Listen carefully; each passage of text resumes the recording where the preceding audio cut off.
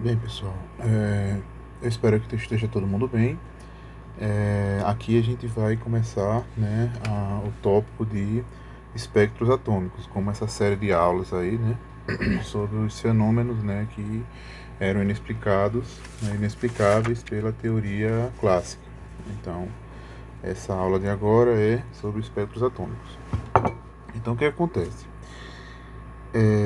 Como a gente viu, né, em outras aulas, né, a luz branca, se a gente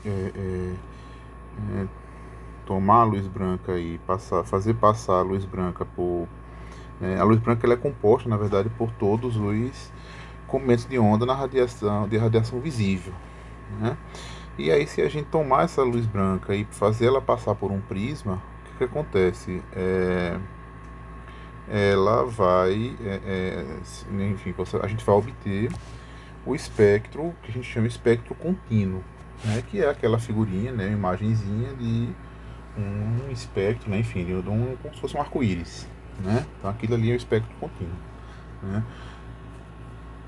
Agora, se a gente pegar, por exemplo, uma ampola, né, que só tenha hidrogênio, né, o gás hidrogênio, a molécula de atômico de hidrogênio, em baixa pressão, né? Ou seja, tem escassa, né, tá escassa a quantidade de hidrogênio, que é H2. Se a gente fizer, né, passar, né, incidir uma corrente elétrica nessa ampola, nessa amostra, o que vai acontecer é que vai ocorrer a emissão de luz, certo?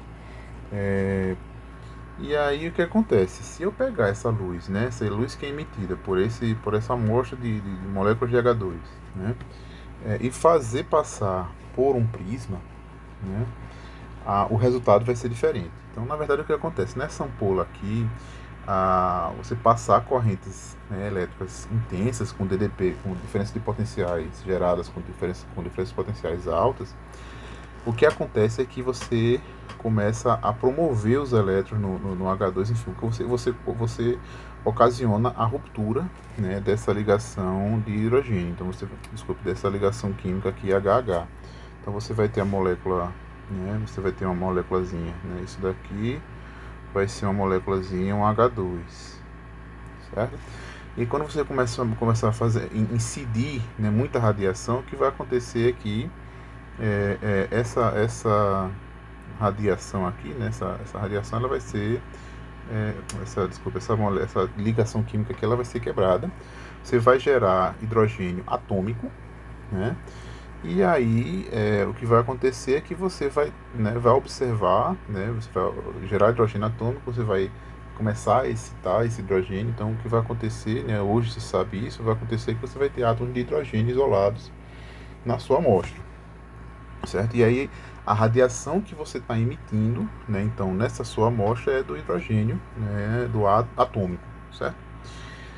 E aí, se você pegar essa radiação, né, do hidrogênio atômico e fazer essa radiação, né, fizer essa radiação incidir, né, passar essa radiação, na verdade, por um prisma, o que vai acontecer? Você vai obter né, um número discreto, que a gente chama de componentes, né? Então, o que se chama de linhas espectrais. E a linha mais intensa, ela é avermelhada e ela né, ocorre nesse comprimento de onda aqui de 656 aproximadamente nanômetros, né? Então, só para comparar, né, essa figura aqui foi extraída do livro do Atkins, de princípios de química. Então, só para comparar, se a gente pegar aqui a luz branca, você vai ter um espectro dessa natureza aqui, né? Ele todo contínuo, todo certinho aqui, né? E aí você vai ter também, né, radiação aqui, que a gente chama de região ultravioleta e infravermelho, né? Aqui está em ordem energética, né? Então a energia está de baixo para cima aqui, né? Ou seja, o comprimento de onda está de cima para baixo. Então aqui o comprimento de onda alto e vai diminuindo, certo? Então o que acontece? Aqui, essa parte aqui é visível, né? Isso daqui é o espectro do hidrogênio, né? Então você vai ver aqui que tem algumas linhas do espectro do hidrogênio. Então tem uma linha 954,6, tem esse conjunto de linhas aqui no visível, né? Tem uma linha intensa aqui, feito tenho comentado, né, 656,3, né? Várias dessas linhas aqui, e nessas partes aqui não ocorre radiação, certo? Então o espectro do hidrogênio ele é dessa forma, né? A gente vai ver agora, né, porque é que se chama, na verdade, essa parte aqui, né, esse trechozinho aqui do espectro do hidrogênio é chamado de série de Balmer, né? Esse trecho aqui é chamado de série de Lyman, porque basicamente foram esses pesquisadores que propuseram equações que conseguiram, de forma empírica, né, explicar a posição ou a diferença, né, de posição entre essas linhas, certo? Então, foram eles que conseguiram explicar nessas regiões aqui, então esses blocos de regiões né, foram alcunhados aí pelos nomes dos pesquisadores. Então a diferença básica é essa, né? A radiação branca, né? Enfim, luz do sol, por exemplo, se você, né, faz passar por um prisma, ela vai ficar dessa forma, né? E o hidrogênio vai ficar dessa forma, né? Né? Então basicamente é isso. Então isso daqui é a região só do visível, né? Isso daqui é mostrando basicamente a radiação que vem do Sol, né? Esse aqui é o espectro do Sol, né? Deixa eu grifar aqui para vocês identificarem, né? Então aqui tem uma pequena seçãozinha que ele está falando aqui, a pequena seção, espectro do Sol, né? É possível identificar os átomos, né? Aqui, ó. Ops.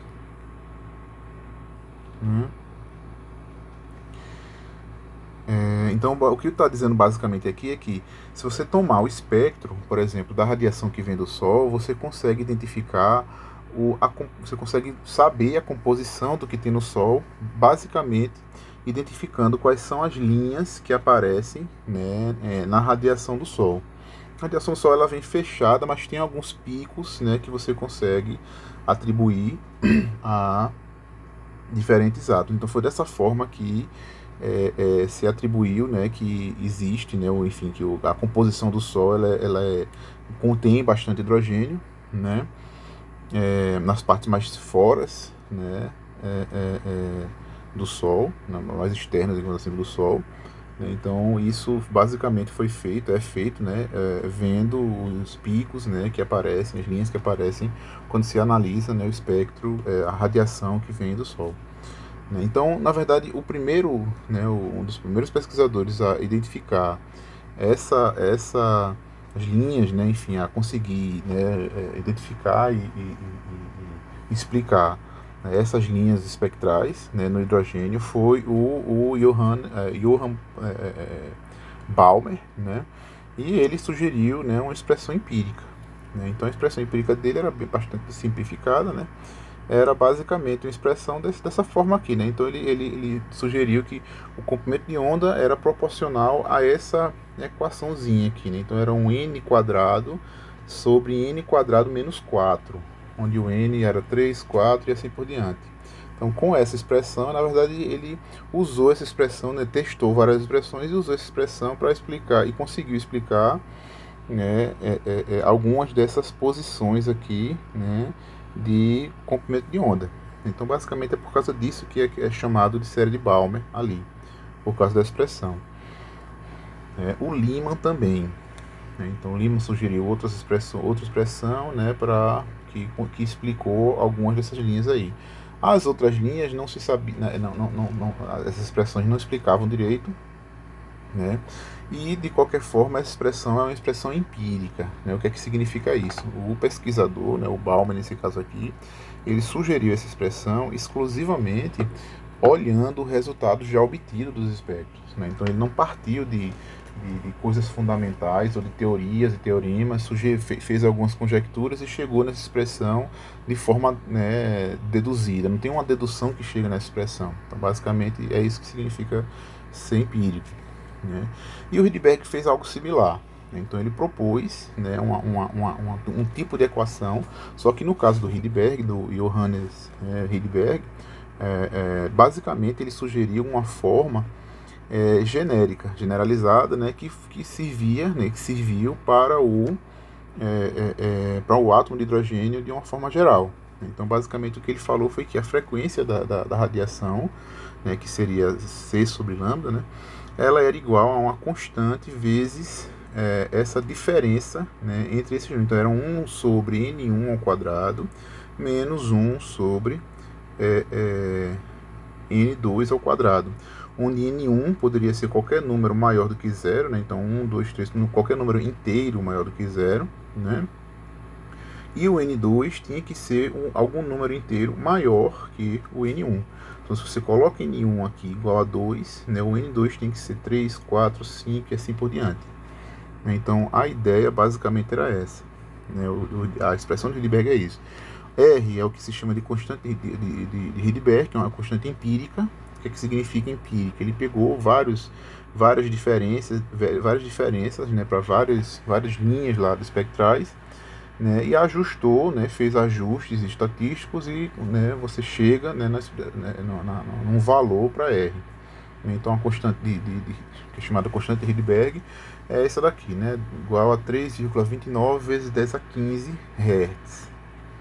Certo? Se você colocar isso daqui, você calcula a frequência por essa expressão. Isso aqui são números inteiros adimensionais, né, e da frequência você calcula o comprimento de onda pela expressão que a gente já estudou na aula passada, na aula anterior. E aí a gente consegue explicar, né, tranquilamente as séries de Balmer e de Lima. Então a série de Balmer, na verdade, ela simplesmente sai, né, você consegue calcular ela quando você usa a expressão de Rydberg aqui e usa o N1 igual a 2 e o N2 igual a 3, 4, 5 e assim por diante. E a série de Lima, né, que a gente viu lá em cima, a mesma coisa. Então, se você utilizar N1 igual a 1 e N2 igual a 2, 3, 4 e assim por diante, você consegue chegar na série de explicar, né, o que se chama de série de Lima, certo?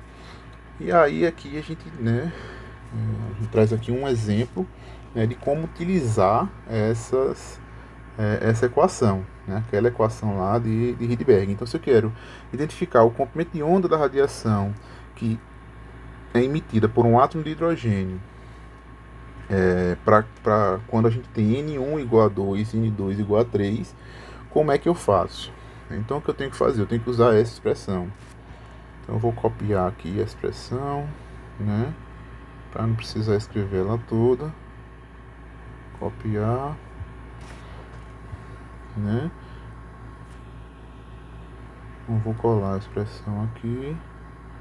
Então a gente tem a expressão, né? Tem a expressão da frequência, né? Em função aí do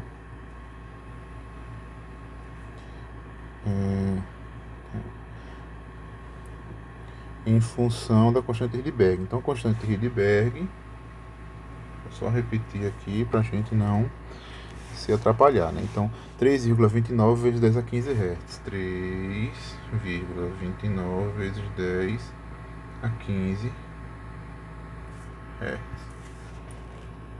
Certo? Pronto. E agora, né? Como é que a gente utiliza essa expressão? Então, basicamente, o que a gente precisa fazer é calcular a frequência, né? E depois usar a frequência para inverter aqui, né? E calcular o comprimento de onda que o problema está perguntando, né? O problema está perguntando o comprimento de onda, certo? Pronto. Então, o que é que vai acontecer aqui? Então, a frequência é igual a 3,29 vezes 10 a 15 segunda menos 1, né, seguindo aquelas dicas lá, né? Ops, eu acho que eu não copiei com o parênteses aqui, né? Aquela dica lá de incluir a unidade, né? E isso vezes 1 sobre N1 ao quadrado, que é N1. N1 é 2. Então aqui N1 é 2 e N2 é 3, certo? Então N1 é 2, 2 ao quadrado, vejam só, 2 ao quadrado, eu preciso de N1 ao quadrado, então é 2 ao quadrado, que significa 4, né, menos 1 sobre 3 ao quadrado, sobre 9, certo? Vejam, e aí vai a primeira dica importante, né, quando você for fazer contas com esse tipo de expressão. Essa expressão ela vai surgir também no modelo de Bohr, né? É por isso que quando chegar lá eu vou também fazer outra chamada de atenção. Mas vejam, o que é importante aqui é que o número de K ele tem que ser sempre maior, esse número de baixo, esse denominador aqui, ele tem que ser sempre maior do que esse daqui. Então o número N2 ele tem que ser sempre maior do que o N1. Por quê? Porque se ele for maior aqui do que aqui, essa fração aqui vai ser um número menor do que esse. Então essa conta aqui, essa subtração aqui, ela tem que ser sempre positiva, né? Essa subtração aqui, ela tem que ser sempre positiva. Então isso vai ser sempre verdade se esse número for sempre maior do que esse, certo? Então o que acontece? Então aqui no caso vai ser 2 ao quadrado 4, 3 ao quadrado 9, certo? E aí a gente pode fazer, né, a continha aqui, né? Outra sugestão que eu dou sempre a vocês, mesmo que a conta seja muito fácil, feito 1 sobre 4, né, que é 0,25, mas sempre façam na calculadora para vocês não se perderem. Então o que acontece? Isso daqui, ó, para vocês não se perderem. Então isso daqui é o que? Só o parênteses aqui vai ser o que? Vai ser 0,25 menos, vamos novamente aqui, 1 sobre 9. Então agora, né, eu quero 1 dividido por 9. É uma dízima 0,11, certo? Então vai ser o que? Vai ser 0,25 menos 0,11. Então deu 0,1389, né? Então aqui menos 0, então vai ser o que? A minha conta, no fim das contas, vai ser o que? Frequência 3,29 vezes 10 a 15, segundo menos 1, vezes, quanto é que deu mesmo? Deu 0,1389, aproximadamente, né? 0,1389, certo? Né? E aí eu posso reorganizar aqui as coisas. Deixa só, vamos só descer aqui mais para baixo, né? Sim. Então aqui a gente vai, aqui a gente vai fazer o que? Vou pegar esse número, né, multiplicar com esse número. Então aquele resultado que está lá vezes 3,29, né, na calculadora. Esse resultado aqui vezes 3,29 deu 0,45698.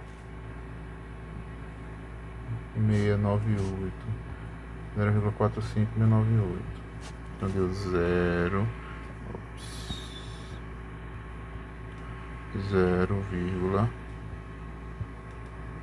0,45698.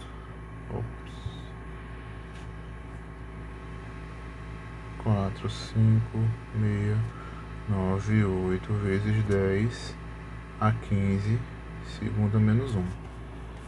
Certo? Pronto, então essa é a frequência, né? O problema acabou de ser resolvido, não, né? Porque eu quero o comprimento de onda. Ou seja, eu preciso calcular o comprimento de onda, que é igual à velocidade da luz, 2,998 vezes 10 a 8 metros vezes segundo, dividido por 0,45698 vezes 10 a 15, segundo menos 1. E aí novamente, né, pessoal, a mesma coisa, segundo corta com segundo, o 10 a menos 15 aqui corta com 8, né? Então 8 menos 15 vai sobrar ali menos 7, certo?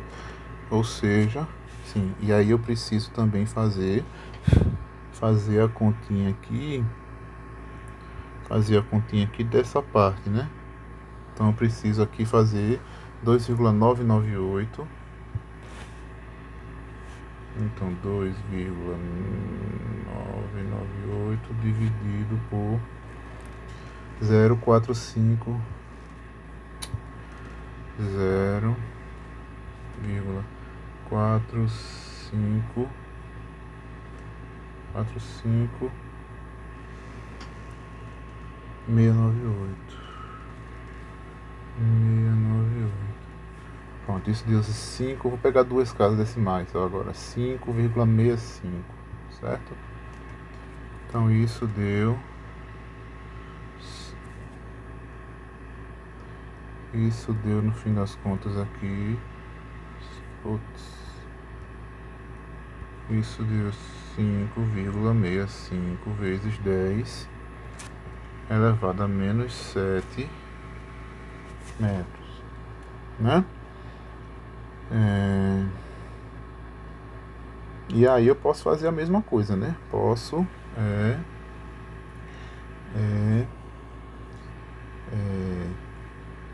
deixa eu puxar duas casas para cá, né? Então isso daqui é a mesma coisa de 565 vezes 10 a menos 9 metros, que é igual a 565 nanômetros. Então esse é o comprimento de onda que eu estava, né, falando, né? Pronto, então é dessa forma que faz esses tipos de problema. Ok? Então vocês vão né, se deparar com esse tipo de problema nas listas de exercício, né, e é basicamente dessa forma que é o passo a passo para resolver. Só uma observação final, né, para finalizar aqui, né, uma das mensagens desse conteúdo é essa daqui, né? Então, o fato de se observar linhas espectrais, né, e não um espectro contínuo, na época, enfim, hoje, na verdade, isso sugere que o elétron, né, no átomo, ele não pode ter qualquer energia, ele só poderia ter certas energias. Porque se ele pudesse ter qualquer energia, né, qualquer variação, qualquer transição que esse átomo sofresse, né, apareceria aqui no espectro, né? Então, o fato de você ter linhas espectrais significam que, né, isso dá algum indício de como é que deveria ser, como é que o elétron provavelmente se comporta, né, ou na época se comportaria como nos átomos. Então isso era uma sugestão, né, de que a física que se tinha na época, né, porque para a física da época, o elétron, que era uma partícula, ela poderia ter qualquer energia, poderia, né, estar em qualquer estado energético, né, e, né, essa observação, por isso que era um fenômeno inexplicável, né, que essa observação de linhas espectrais sugeria basicamente isso, que o átomo não poderia ter, o elétron não poderia ter qualquer energia, né, ele teria que ter energias específicas, né, e aí foi que começou a surgir, né, enfim, as propostas de explicação da estrutura do átomo, né? Então é isso, né? Então a gente fica por aqui nesse conteúdo de espectros atômicos. Tá ok, pessoal? Espero que vocês tenham gostado, né? Visualizem, né, o vídeo mais de uma vez para vocês entenderem e captarem melhor essa mensagem, né? E repitam, na verdade, essa conta aqui, né? E vocês podem variar aí, na verdade, os valores de N1 e N2, sempre lembrando, né, para que vocês tomem cuidado, né, de qual número colocar aqui e aqui, onde o N2 tem que sempre ser maior do que o N1, certo? Então, é isso e até o próximo vídeo.